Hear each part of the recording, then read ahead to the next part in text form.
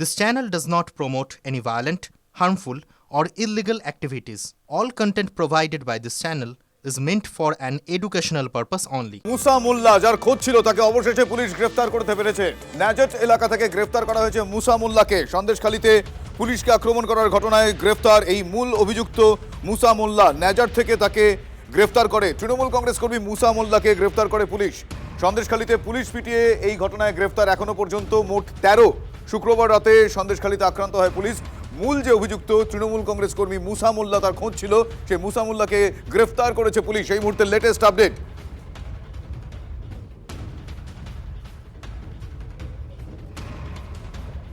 আমি চাইছি যে আমি যার বিরুদ্ধে অভিযোগ করেছিলাম, প্রশাসনের কাছে দরখাস্ত দিয়েছিলাম, তারা রীতিমতো ভালো কাজ করছে এবং প্রশাসনের উপরে আমার দৃঢ় বিশ্বাস আছে ওরা খুব ভালো কাজ করে চলেছে এবং উপযুক্ত ন্যায় শাস্তি ও যতটা পাওয়া উচিত ততটাই দেবে এবং বাকি যে অভিযুক্তগুলো আছে তাদেরকে ধরার জন্য অনুরোধ করব। আশা তো করব যে আমার দীর্ঘদিন এই জমিটা না হাতে পাওয়ার জন্য জোর করে খাচ্ছিল, সেই জমিটা আমি যাতে ফিরে পাই তার জন্য আশাবাদী অনেক। তখন মনে করেছে তৃণমূল কংগ্রেস গ্রেপ্তার করিয়ে দেবার দরকার, তখন এসে ওদের হাতে তুলে দিয়েছে।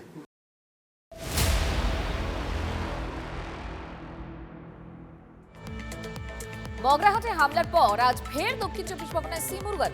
এসআইআর প্রক্রিয়া দেখতে প্রথমে সোনারপুর, বারুইপুরের পর জয়নগরে কমিশনের বিশেষ পর্যবেক্ষণ। মগরাহাটে মুরগানের ওপর হামলায় কি পদক্ষেপ? বিকেল 5টার মধ্যে ডিজির রিপোর্ট তলব কমিশনের। এই মুহূর্তে সুপ্রিয় আমাদের সঙ্গে রয়েছেন, কথা বলবো তার সঙ্গে। সুপ্রিয়, এখনো পর্যন্ত কি জানা যাচ্ছে? বিকেল 5টার মধ্যে ডিজির রিপোর্ট তলব করেছে কমিশন, সেক্ষেত্রে কি ব্যবস্থাপনা এখনো রাজ্যের তরফ থেকে, কি কমিশন ভাবছে, কি জানতে পারছি আমরা? দেখো, কমিশনের তরফ থেকে যে রিপোর্ট চাওয়া হয়েছিল তা কিন্তু মূলত গত 29 তারিখে মগরাহাটের বিভিন্ন এলাকাতে যখন এসআইআরের শুনানি প্রক্রিয়া ঘুরে দেখছিলেন বা পর্যবেক্ষণে বেরিয়েছিলেন সিনিয়র আইএএস অফিসার বা বিশেষ পর্যবেক্ষক সি মুরগান, সেই সময় তার গাড়ি ঘিরে বিক্ষোভ, তার গাড়ির উপরে হামলা, এমনকি বিক্ষোভের যে ঘটনা ঘটেছিল তার পরবর্তীতে নিরাপত্তার যে ত্রুটি, সেই বিষয়টাকে উল্লেখ করেই কিন্তু রাজ্য পুলিশের ডিজিপির কাছে নোটিশ চাওয়া হয়েছিল এবং আজ অর্থাৎ 6 তারিখ বিকেল 5টার মধ্যে সেই রিপোর্ট দেওয়ার কথা বলা হয়েছিল।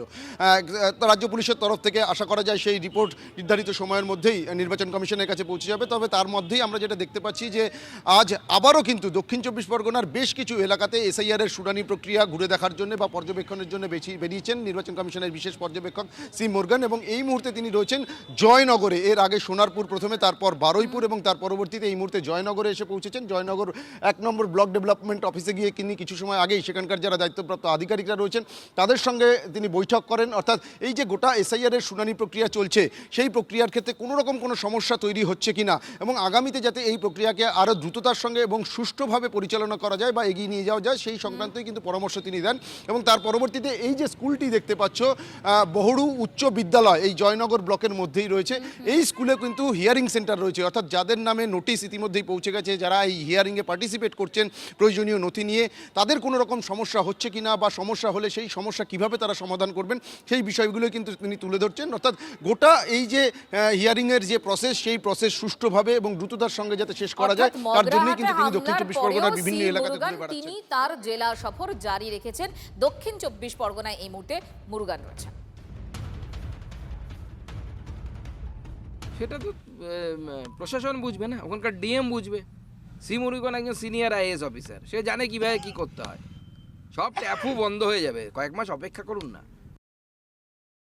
সি মুরুগান তিনি বারবার দক্ষিণ চব্বিশ পরগনায় যাচ্ছেন, একই জায়গায় যাচ্ছেন। দক্ষিণ চব্বিশ পরগনা তার প্রিয় জায়গা কিনা জানি না, ভালো জায়গা, সুন্দরবন আছে। দক্ষিণ চব্বিশ পরগনা কেন প্রিয় সেটা কি ভোটের নিরিখে আমরা 31-30 সেই জন্যে আমি জানি না। সাধারণ মানুষ যদি বিক্ষোভ দেখায়, মানুষের গণতান্ত্রিকভাবে বিক্ষোভ দেখানোর অধিকার আছে, ভারতবর্ষের সংবিধান সেই অধিকার দিয়েছে, সেইখানে তারা বিক্ষোভ দেখাবে। তাদের নিরাপত্তা নিয়ে কোনো অসুবিধা হবে বলে আমি মনে করি না। এটা পশ্চিমবঙ্গ, উত্তরপ্রদেশ নয় যে কোনো আধিকারিক বিপদের মুখে পড়বেন বা এরকমও নয় কোনো জাজ সকালবেলায় হাঁটতে বেরিয়ে তারপরে আর ফিরবেন না, সেরকম হবে না। পশ্চিমবাংলায় আইনের শাসন আছে, তিনি নিরাপত্তার সঙ্গে তার কাজ করতে পারবেন।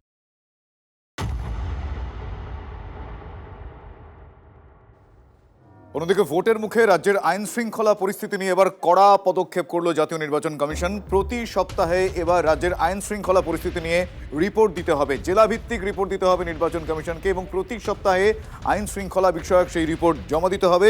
গতকাল রাজ্যের মুখ্য নির্বাচনী আধিকারিককে নির্দেশ দিয়েছে কমিশন। জেলাভিত্তিক হিংসার রিপোর্ট তৈরির দায়িত্বে থাকবেন জেলা শাসক। জেলা শাসকের রিপোর্টের ওপর নির্ভর করে তৈরি হবে স্পর্শকাতর বুথগুলো চিহ্নিতকরণের কাজ।